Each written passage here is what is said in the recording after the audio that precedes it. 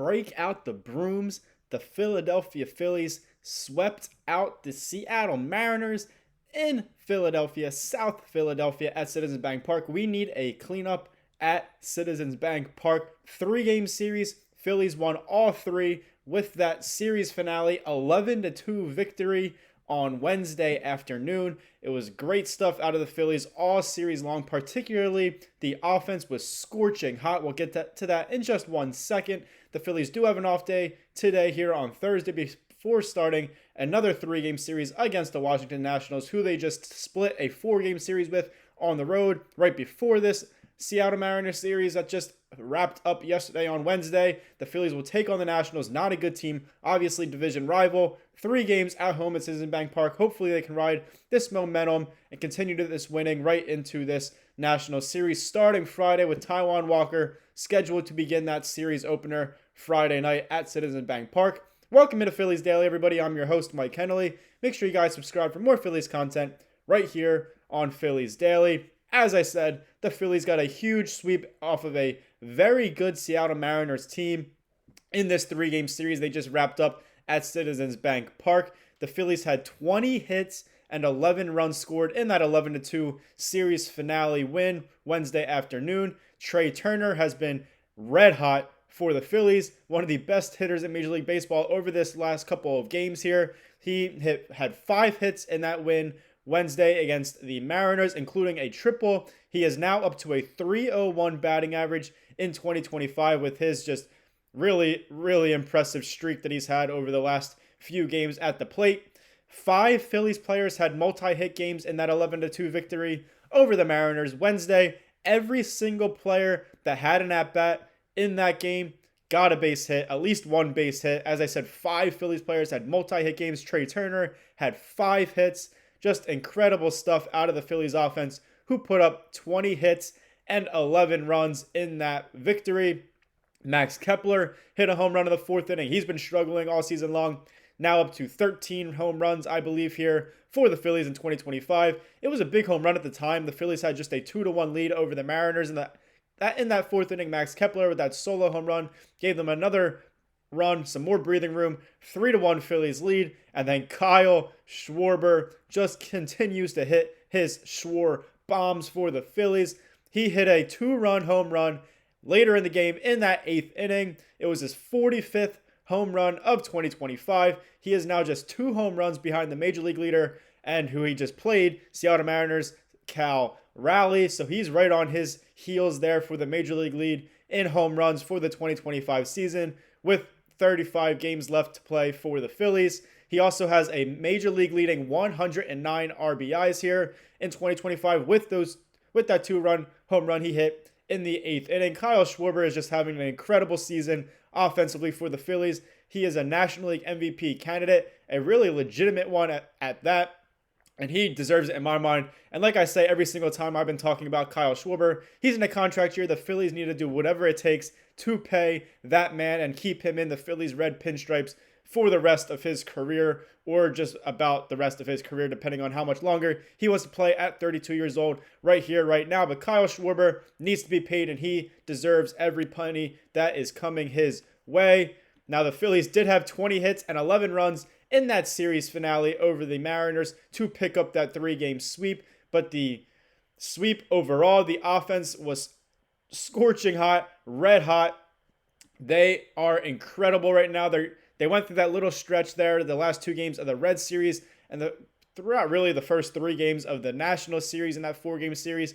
But ever since that last game of the National Series and those 3 games against the Seattle Mariners, this offense has turned it completely around, and they look just as dominant as any offense in Major League Baseball, if not the most dominant offense in Major League Baseball right now, heading into this off day and heading into a 3-game home series against the Washington Nationals starting tomorrow night on Friday at Citizens Bank Park. As I said, the offense was really cold. Fans were frustrated. It happens throughout the season. The Phillies offense goes through these periods of just cold stretches as a whole and then just break out and have an offensive outburst for a few games as well. That is happening right now for the Phillies. They were cold in those final 2 games of the Red Series in which they lost. They were cold in really those first three games of the 4-game National Series. They lost 2 of those 3 first games and then picked up the series finale win to split the series 2-2, heading into that sweep of the Seattle Mariners in those 3 games. The Phillies offense now has 61 hits and 40 runs in their last 4 games, going back to that series finale win over the Washington Nationals before that Seattle Mariners series in which they swept. So now they are on a 4-game winning streak with those 61 hits and 40 runs, and they are outscoring those opponents in those 4 games 40-22 because the starting pitching has been a lot better as of late. They're looking more like their dominant self, the elite group that we've seen all season long, besides a little bit recently where they fell into a stretch. The Phillies starting rotation is obviously their biggest strength of 2025. It's just incredible what they've been able to do as a whole. Jesus Luzardo was on the mound in the series finale win over the Seattle Mariners Wednesday afternoon. We all know he started his Phillies career earlier in the season very strong. He was a National League Cy Young candidate before he ran into some trouble there, and he's really been very inconsistent since he ran into that trouble at the end of May, early June-ish time frame. But Jesus Luzardo continued the Phillies' trend of good pitching as of late, especially in this Mariners series. Jesus Luzardo went 6 innings. He allowed just 3 hits, no walks, which is always great to see. Only 1 earned run, and he racked up 12 strikeouts in those 6 innings. Plus, he picked up the win. Of those 3 hits and that 1 earned run, unfortunately for Jesus Luzardo, he did allow a solo home run, but that came in the first inning. That was the only run he allowed against the Mariners. They obviously only scored 2 in that entire ball game. He only allowed 3 hits. One of those 3 hits was that solo home run where he allowed that only earned run in the first inning. He settled in right after that, didn't let it affect him, and he dominated the rest of the game, allowing those just 3 hits, no walks, 1 earned run, and 12 strikeouts in those 6 innings to help the Phillies sweep the Seattle Mariners out of Philadelphia.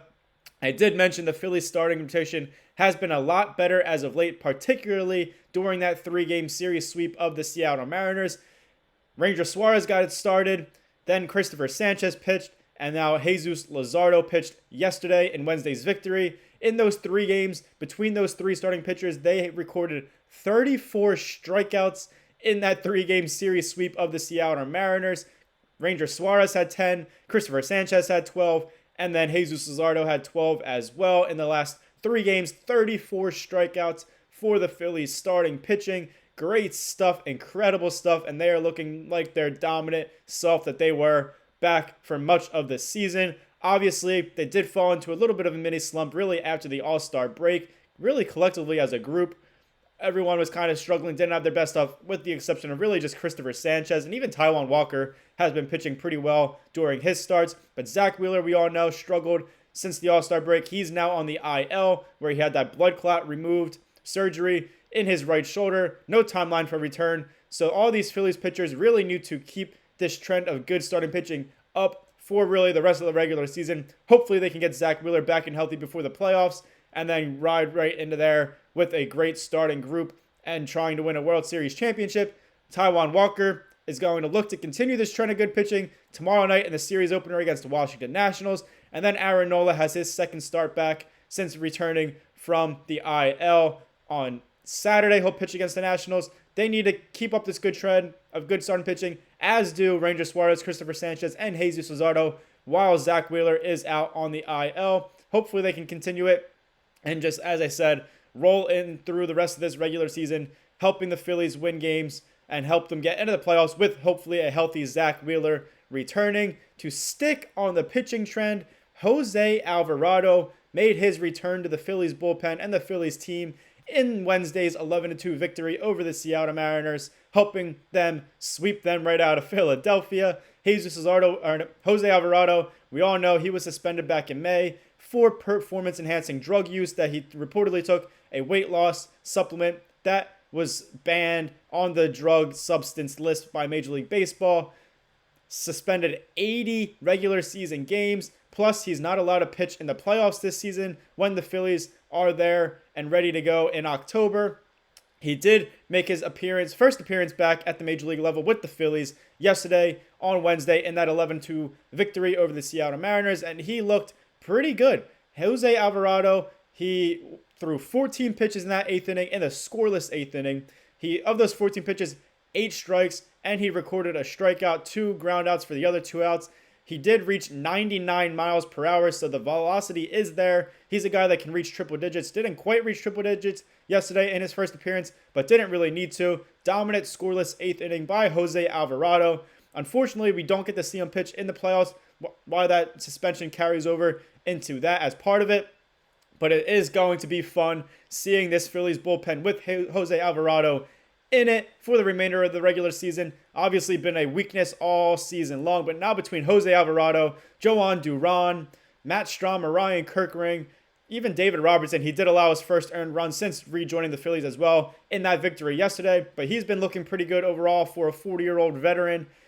This bullpen should be I won't necessarily a major strength for the remainder of the regular season, but if they're all going good, it definitely is one of the better, at least more average bullpens in Major League Baseball. It's going to be exciting to watch as long as they're all feeling good and getting the job done, closing out this regular season and heading into the playoffs. Hope you guys enjoyed this episode of Phillies Daily. I'm your host, Mike Hennelly. Make sure you guys like, comment, share, and subscribe for more Phillies content right here on Phillies Daily. Enjoy the off day. Hopefully the Phillies don't cool off during this off day and they pick it right back up where they left off with that 3-game sweep over the Seattle Mariners. Extend their win streak to 5 games starting tomorrow night with Taijuan Walker on the mound against a bad Washington Nationals team at home at Citizens Bank Park. We'll see what happens. Hopefully we're talking about, I guess we won't be talking about a Phillies win because they're off today, but hopefully we're talking and the vibes are good for the start of this 3-game home series against the Washington Nationals starting tomorrow night on Friday. Thank you guys for watching, and as always, go Phils.